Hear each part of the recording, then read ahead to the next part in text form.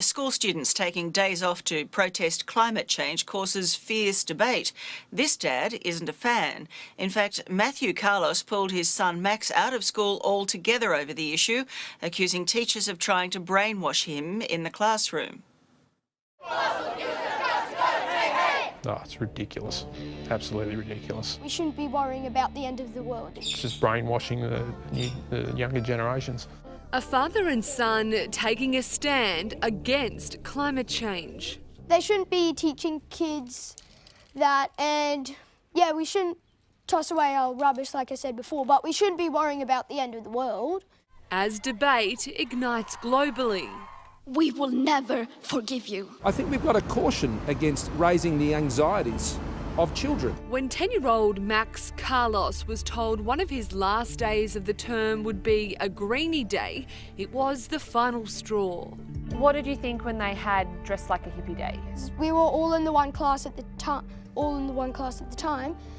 They were all going, "Yay, we can dress up as hippies," and like, what's so good about it? There's nothing good about it. Students were also expected to sing the go-to environmental song Big Yellow Taxi. But you don't know what you got till it's gone.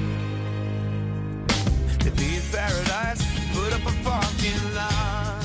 Dad Matthew had already kept Max home weeks earlier when students were asked to give a speech on the environment. It's to do with mankind-induced climate change and all this business they're carrying on about now. Matthew Carlos is a second-generation water farmer.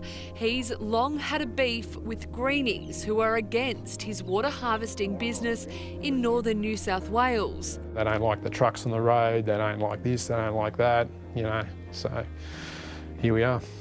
Now he's had enough of his son also getting the greenie message at his state school. You got to teach kids to be happy and positive, and it's all well and good to be concerned about the environment and wanting to teach kids good practices and basically not be grubs and pollute and throw litter around and all this sort of thing, but you don't have to be a greenie to do that. The Carlos family has been farming on this land for more than 30 years.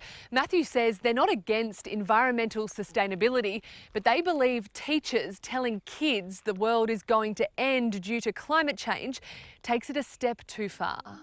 What do you think of hippies? They just sit around doing nothing all day.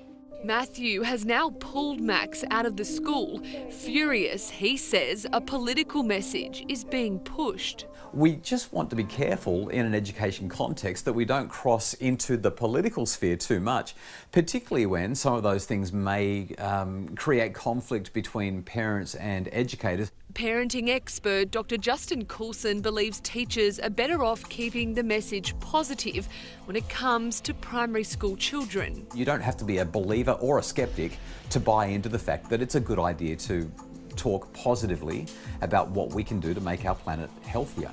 Matthew believes scenes like this from around the country and Swedish activist Greta Thunberg amounts to brainwashing. The fact that, you know, you got, well, supposed adults pushing these ideals on a 16-year-old girl and using her as a pawn is just, it's disgusting. That's child abuse.